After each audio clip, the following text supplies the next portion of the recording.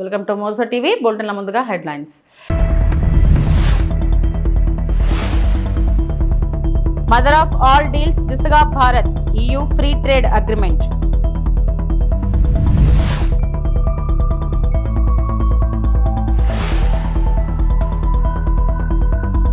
తిరువనంతపురంలో ప్రధాని Modi road show, అభివృద్ధి పనులు ప్రారంభం.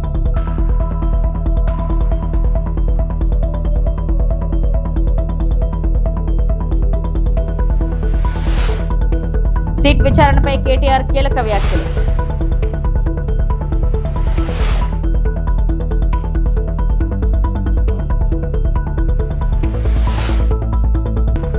జిల్లాలో అంగరంగ వైభవంగా యువనేత నారా లోకేష్ జన్మదిన వేడుకలు.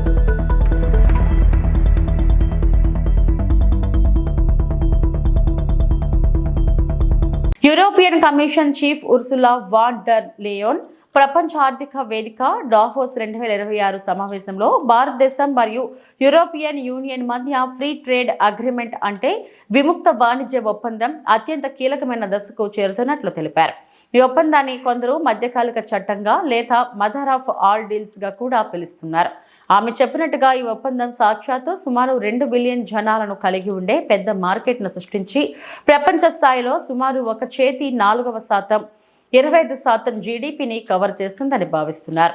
I just came back from Paraguay where we signed a historic deal with Mercosur.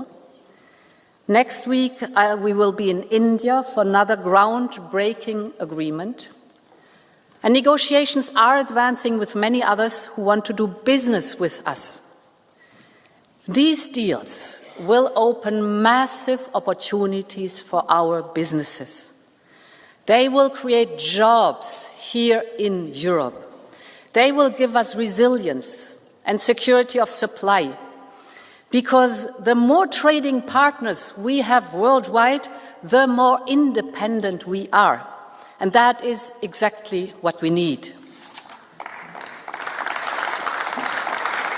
If we take Mercosur, which I know is hotly debated in this House, the deal secures our access to raw materials our industry needs. And the benefits for European companies will be huge. Just take the automotive sector.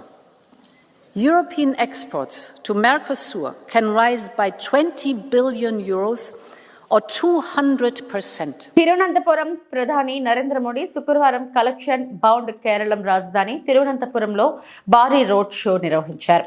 తిరువనంతపురంలో ప్రధాని నరేంద్ర మోడీ పలు అభివృద్ధి పనులను ప్రారంభించారు.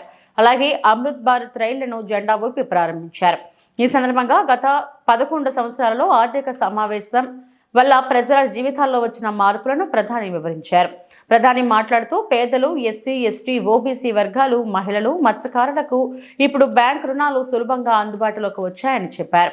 గతంలో guarantee లేక రుణాలు రాకపోయినా ప్రభుత్వమే గ్యారంటీగా నిలిచి వారికి ఆర్థిక సహాయం అందిస్తుందని తెలిపారు. विकसित भारत बनाने के लिए आज पूरा देश एकजुट होकर प्रयास कर रहा है. विकसित भारत के निर्माण में हमारे शहरों की बहुत बड़ी भूमिका है. बीते 11 वर्षों से केंद्र सरकार अर्बन इंफ्रास्ट्रक्चर पर बहुत निवेश कर रही है. പ്രിയപ്പെട്ട സുഹൃത്തുക്കളെ, വികസിത ഭാരത നിർമ്മാണത്തിനായി ഇന്ന് രാഷ്ട്രം ഒറ്റക്കെട്ടായി പരിശ്രമിക്കുകയാണ്. വികസിത ഭാരതത്തിന്റെ നിർമ്മാണത്തിൽ നമ്മുടെ നഗരങ്ങൾക്ക് വലിയ പങ്കാണ് വഹിക്കാനുള്ളത്. കഴിഞ്ഞ 11 വർഷമായി രാജ്യത്തെ നഗരങ്ങളുടെ അടിസ്ഥാന സൗകര്യ വികസനത്തിനായി കേന്ദ്ര സർക്കാർ വൻതോതിലുള്ള നിക്ഷേപമാണ് നടത്തിവരുന്നത്. सुहृदगणे, केंद्र सरकार शहर के गरीब परिवारों के लिए भी बहुत काम कर रही है. पीएम आवास योजना के तहत देश में 4 करोड़ से अधिक घर बनाकर गरीबों को दिए गए हैं. इनमें शहरी गरीबों के लिए ఫోన్ ట్యాపింగ్ కేసులో BRS working president KTR SIT విచారణకు హాజరైన క్రమంలో పోలీసుల అత్యుత్సాహంపై మాజీ మంత్రి హరీష్ రావు తీవ్ర ఆగ్రహం వ్యక్తం చేశారు. కుట్రపూరితంగా ఉద్దేశపూర్వకంగా తమపై కేసులు పెట్టారని తెలిపారు. ఈ కేసులో కేటీఆర్ విచారణకు హాజరయ్యారని, రేవంత్ రెడ్డిని కూడా ఫోన్ ట్యాపింగ్ పై విచారించాలని డిమాండ్ చేశారు. జూబ్లీహిల్స్ పోలీస్ స్టేషన్ వద్దకు వెళ్లకుండా బీఆర్ఎస్ నాయకులపై పోలీసుల దౌర్జన్యాన్ని నిరసిస్తూ మాజీ మంత్రులు ఎర్రబెల్లి దయాకర్ రావు, కొప్పుల ఈశ్వర్, మాజీ ఎమ్మెల్యేలు శంకర్ నాయక్, క్రాంతి నాయక్, ఇతర బీఆర్ఎస్ నాయకులు జూబ్లీహిల్స్ లోని రోడ్డుపై బైఠాయించి నిరసన తెలిపారు. ఈ సందర్భంగా పోలీసుల వైఖరిని హరీష్ రావు నిలదీశారు. కుట్రపూరితంగా వ్యవహరిస్తున్న పోలీసులకు వార్నింగ్ ఇచ్చారు. కావాలనే రిటైర్మెంట్ కు దగ్గర ఉన్న అధికారులతో సిట్ ఏర్పాటు చేసి బీఆర్ఎస్ నాయకులను వేధిస్తున్నారని తెలిపారు. ఉద్దేశపూర్వకంగా రేవంత్ రెడ్డి మాటలు, సిపి మాటలు విని మమ్మల్ని ఇబ్బంది పెట్టాలని చూసే అధికారులను వదిలిపెట్టమని హెచ్చరించారు. రిటైర్డ్ అయ్యాక కూడా సప్త సముద్రాల అవతల దాక్కున్నా పట్టుకొస్తామని తెలిపారు. దావోస్లో ఉన్న సీఎం రేవంత్ రెడ్డి ఆదేశాలు పాటించడం కాదు, చట్ట ప్రకారం వ్యవహరించాలని సూచించారు. చట్ట ప్రకారం వ్యవహరించకపోతే వారిదే బాధ్యత అని స్పష్టం చేశారు. కావాలని రిటైర్మెంట్ కు దగ్గరగా ఉన్న అధికారులను సిట్ లో పెట్టి రిటైర్మెంట్ కు దగ్గరగా ఉన్న అధికారులను ఉపయోగించి ఇవాళ మా మీద రకరకాల ప్రయత్నాలు చేస్తున్నారు. నేను మాత్రం ఒక్కటే చెప్పదలుచుకున్న అధికారులకు, మీరు అన్యాయంగా వ్యవహరిస్తే, అక్రమంగా వ్యవహరిస్తే, మీరు ఉద్దేశపూర్వకంగా మమ్మల్ని ఇబ్బంది పెట్టాలని ప్రయత్నం చేస్తే, మీరు రిటైర్ అయిన తర్వాత కూడా ఏ పొక్కలో దాక్కున్నా, సప్త సముద్రాల బయట ఉన్నా మిమ్మల్ని పట్టుకొచ్చి విచారిస్తాము. ఎవరిని వదిలిపెట్టే ప్రశ్నే లేదు. చట్టాన్ని అతిక్రమించినా, న్యాయబద్దంగా వ్యవహరించకపోయినా, ఉద్దేశపూర్వకంగా తప్పుడు ప్రచారం చేసినా, తప్పుడు లీకులు ఇచ్చిన పోలీసు అధికారులను వదిలిపెట్టే ప్రశ్నే లేదు. అంతకంతకు అనుభవిస్తారు. జాగ్రత్త, ఆలోచించుకోండి. రిటైర్ అయినాక మీకు ప్రభుత్వం, రేపు వచ్చే బీఆర్ఎస్ ప్రభుత్వం కూడా మీకు సహకరించదు. మీ సొంత డబ్బులతో సొంత లాయర్లను పెట్టుకుని మీరు కేసులు వాదించుకోవాల్సి వస్తుంది. అన్ని దృష్టిలో పెట్టుకుని న్యాయబద్దంగా వ్యవహరించండి, చట్టబద్దంగా వ్యవహరించండి. రేవంత్ రెడ్డి దావోస్కెళ్లి ఆయన ఇచ్చే డైరెక్షన్ లో కాదు, మీరు చట్ట ప్రకారంగా వ్యవహరించండి. దావోస్ నుంచో, సిపి నుంచో, ఇంకొకరి నుంచో తప్పుడు సూచనలు, వాళ్ళిచ్చే ఆదేశాలను మీరు పాటించి చట్టాన్ని అతిక్రమిస్తే మాత్రం దానికి మీరే బాధ్యత వహించాల్సి వస్తుందని హెచ్చరిస్తా ఉన్నాం. ఫోన్ ట్యాపింగ్ కేసులో సిట్ విచారణకు 10 సార్లు పిలిచినా హాజరవుతారని భారత రాష్ట్రపతి కార్యనిర్వాహక అధ్యక్షుడు, మాజీ మంత్రి కేటీఆర్ అన్నారు. తానెప్పుడు అనైతిక పనులు చేయలేదని, తప్పులు చేయనప్పుడు భయపడాల్సిన పని లేదని అన్నారు. నేడు సిట్ విచారణ నేపథ్యంలో తెలంగాణ భవన్లో నిర్వహించిన మీడియా సమావేశంలో ఆయన మాట్లాడారు. హామీల అమలు నుంచి అటెన్షన్ డైవర్షన్ కోసమే సిట్ విచారణ పేరుతో కుట్రలు చేస్తున్నారని ఆరోపించారు. కొన్ని రోజులు ఫార్ములా ఈ పేరిట డ్రామా, మరికొన్ని రోజులు ఫోన్ ట్యాపింగ్ అని చెప్పి డ్రామా. ఇవాళ ఒక బాధ ఎక్కడ అనిపిస్తుంది అంటే, చదువు, సంస్కారము, మర్యాద, హుందాతనం ఉన్న ఒక పార్టీ నాయకుడిగా నేను చేసే విజ్ఞప్తి, నేను చేసే ప్రార్థన ఏంటంటే, ఈ పుట్టిన మట్టి సాక్షిగా, అంతరాత్మ సాక్షిగా అక్రమ అనైతిక పనులు నేనెన్నడూ కూడా చేయలేదు అనే మాట స్పష్టంగా చెప్తాను. ఈ రెండేళ్లలో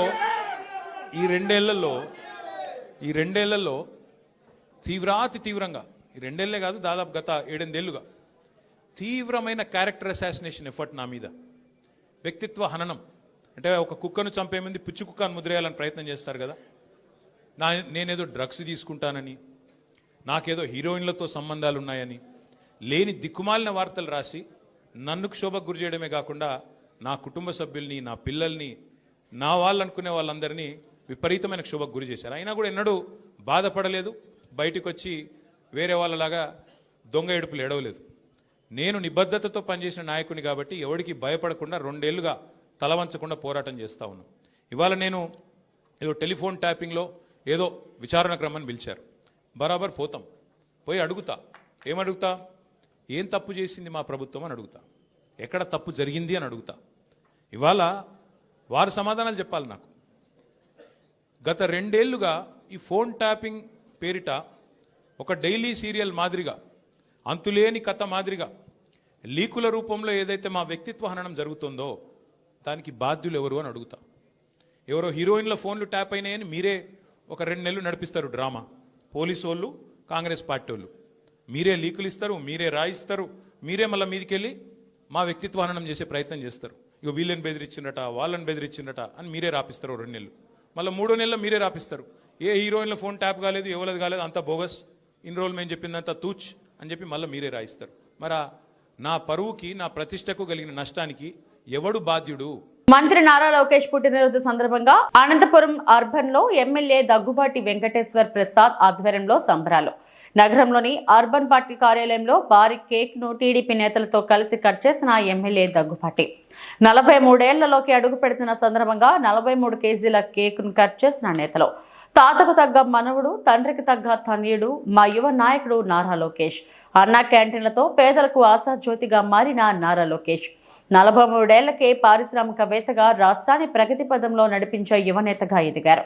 సీఎం నారా చంద్రబాబు నాయుడు ప్రపంచ పటంలో ఏపీని నిలబెడుతుంటే దాన్ని సాకారం చేస్తున్న యువనేత నారా లోకేష్ అని అన్నారు. తండ్రికి తగ్గ తనయుడు మా యువ నాయకుడు నారా లోకేష్ 43వ బర్త్డే సందర్భంగా అనంతపురం అర్బన్ నియోజకవర్గంలో సంబరాలు బ్రహ్మాండంగా జరుపుకున్నారు. 43 కేజీల కేక్ కట్ చేసి అర్బన్ నియోజకవర్గ ప్రజలంతా బ్రహ్మాండంగా మా యువ నాయకుడికి బర్త్డే విషయం చెప్పడం జరిగింది. ఇవే కాకుండా ఈరోజు అనంతపురం అర్బన్ నియోజకవర్గంలో ఉండే అన్న క్యాంటీన్లు అయితేమి, అలాగే హాస్పిటల్లో మొత్తం అక్కడ అన్నదానం ఏర్పాటు చేయడం జరిగింది. 3 అన్న క్యాంటీన్లు ఉంటే 3 అన్న క్యాంటీన్లు కానీ ఈరోజు ఫ్రీగా భోజనం 3 పూట్ల ఏర్పాటు చేయడం జరిగింది. ఇవే కాకుండా ప్రతి క్లస్టర్లోనూ ప్రతి డివిజన్లోనూ కేక్ కటింగ్లు పెట్టి బ్రహ్మాండంగా ఈరోజు మా యువ నాయకుడు బర్త్డే జరుపుకోవడం జరిగింది. 43 ఏళ్లకే ప్రపంచ చరిత్రలో కనువిని విధంగా ఈరోజు అనేకమైనటువంటి ఇండస్ట్రీస్ అయితే ఏమి, గతంలో పంచాయతీరాజ్ శాఖ మంత్రిగా పనిచేసి ఈరోజు ఐటీ విద్యాశాఖ మంత్రిగా కొనసాగుతూ అనేకమైనటువంటి విద్యా సంస్కరణలు అయితే ఏమి, ప్రపంచంలోనే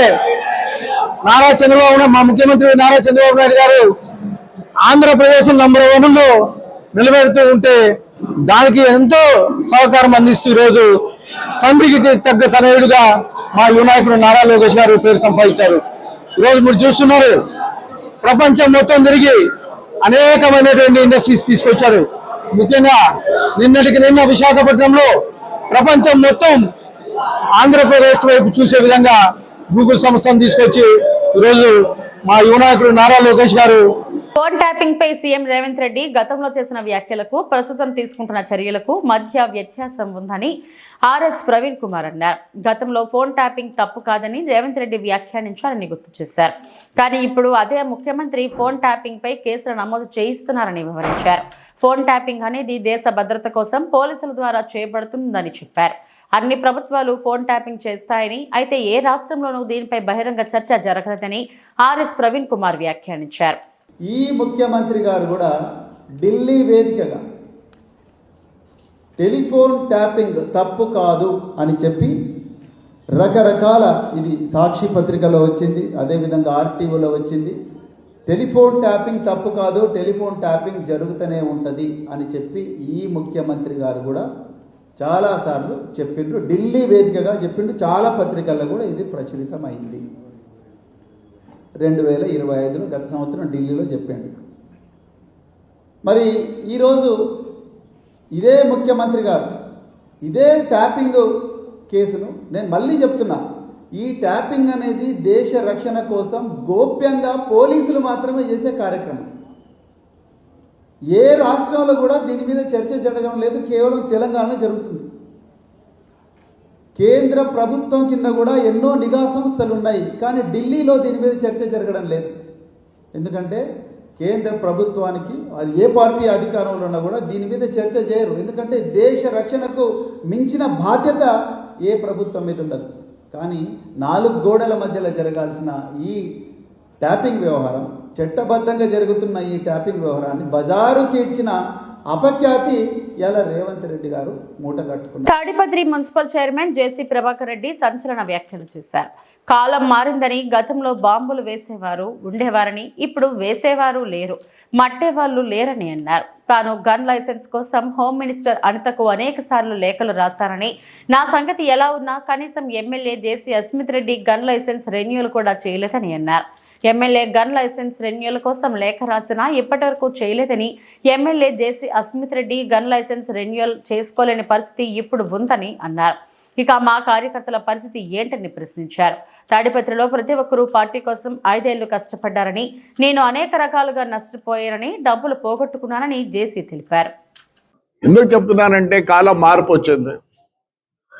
3 జీపులు తుపాకులు పట్టుకొని బాంబులు ఉండి అన్ని ఉన్నాయి. ఈ పొద్దు బాంబు లేదు, చుట్టేవాడు లేడు, వేసేవాడు లేడు. నాయనే ఎగ్జాంపుల్, నాకు ఈరోజు గన్మెన్ కూడా లేరు. నేను నా కుమారుడు రెన్యూలకు పెట్టినాం. ఈ చంద్రబాబు నాయుడు ఏమంటే వద్దు, గల్లే వద్దు అంటారు. పోలీసులు నాకు అనుమానం పైనుంచి వచ్చినట్టు ఎవరిది గన్ను రెన్యూ చేయొద్దని. కానీ ఒకందుకు బాధ కూడా ఉంది. ఒక ఎమ్మెల్యే నాదంటే ఇన్స్పెక్టర్ ఎమ్మెల్యేకు ప్రొటెక్షన్ ఏముండి ఒక రెగ్యులర్ ఇవ్వచ్చు కదా. ఇది హోమ్ మినిస్టర్ చెప్తున్నా, ఇక్కడి నుంచే నీకు 8 సార్లు లెటర్ రాసినా. It's insult for me, not to my government, not to my government. Insult for MLA for not renewing a gun license of MLA. I'm sorry. ఎవరైనా బాధపడచ్చేమో, మాకు ఉంటాయి కొన్ని బాధలు, మా సొంతానివి. No word. అనితమ్మా,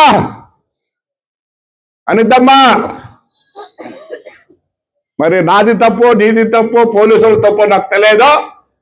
But it is an insult for a MLA.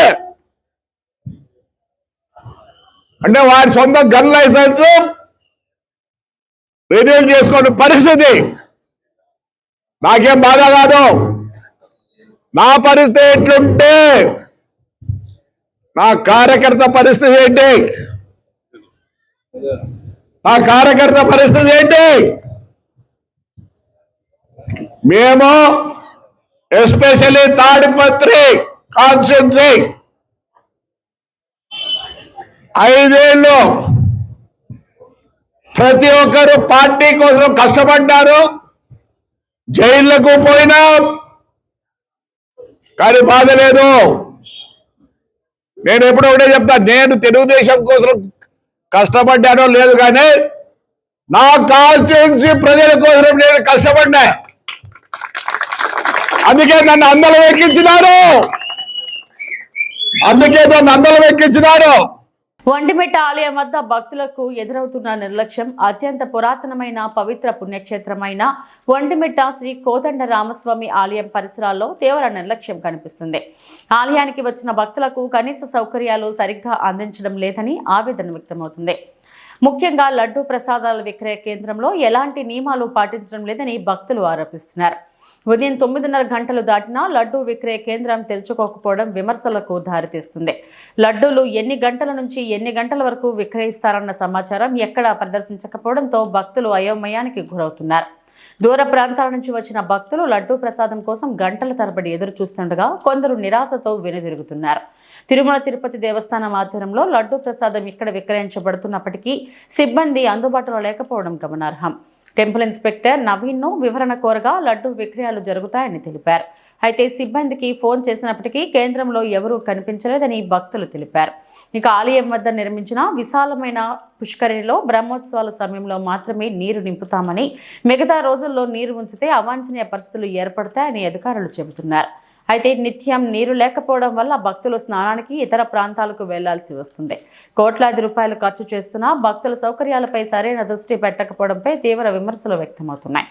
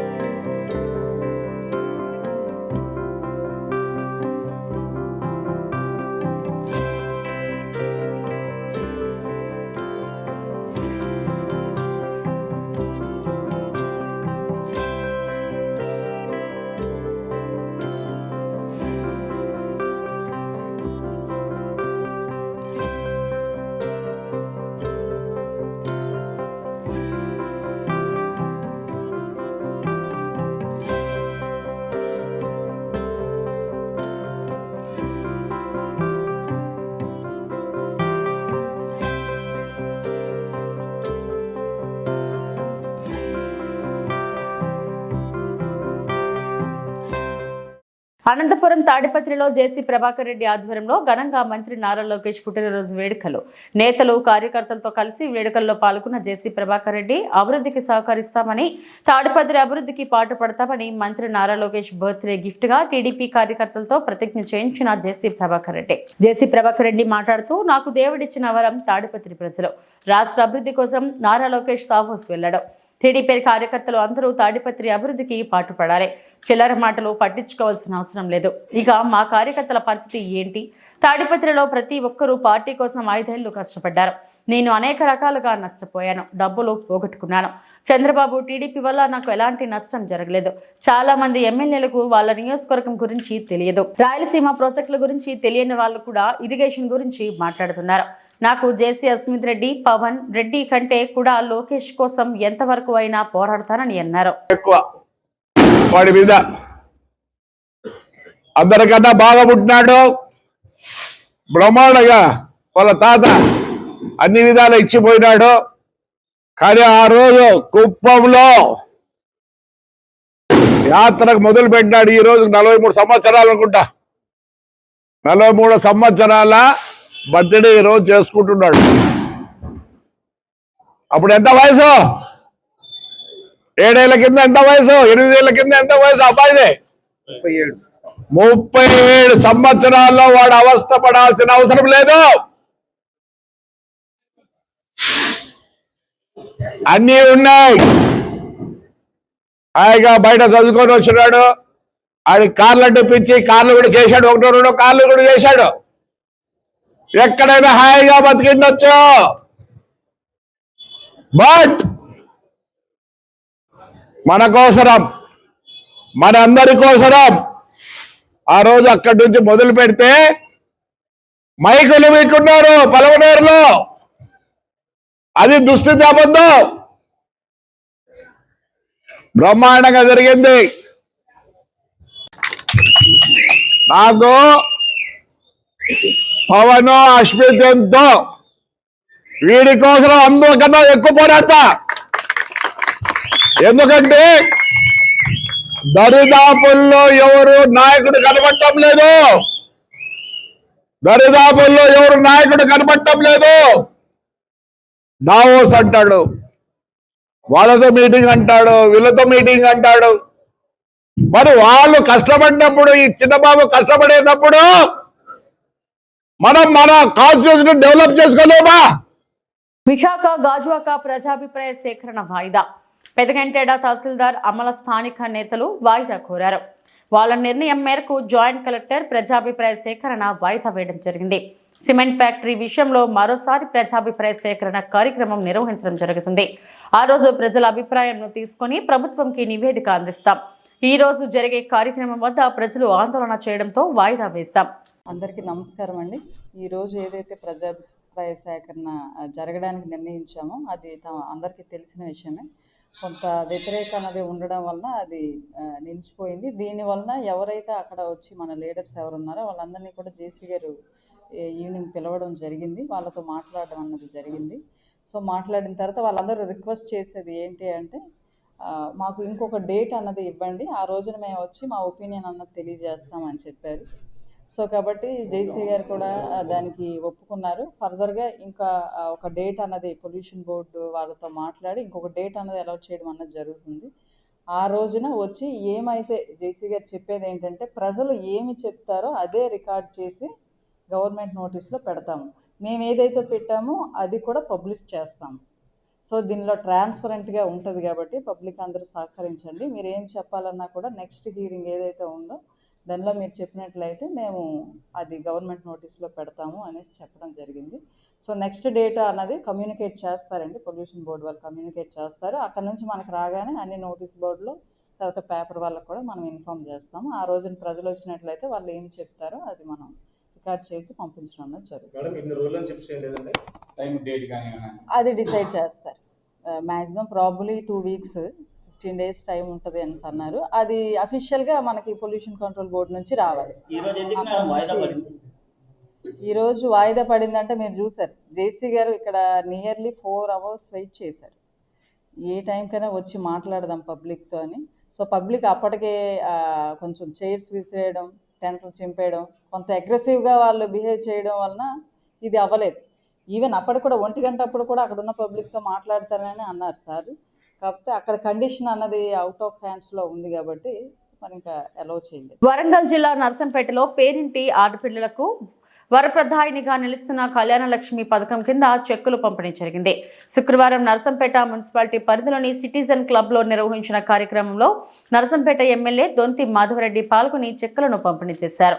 ఈ సందర్భంగా MLA మాట్లాడుతూ ప్రజాప్రభుత్వ హయాంలో బడుగు బలహీన వర్గాల సంక్షేమానికి ప్రభుత్వం పెద్దపీట వేస్తుందన్నారు. ఆర్థిక భారంలో ఉన్నప్పటికీ సంక్షేమ పథకాల అమలులో ఎలాంటి జాప్యం లేదని తెలిపారు. కార్యక్రమంలో market committee chairman పాలాయి Srinivas, vice chairman Haribabu, ప్రజాప్రతినిధులు, పార్టీ నాయకులు మరియు అధికారులు పాల్గొన్నారు.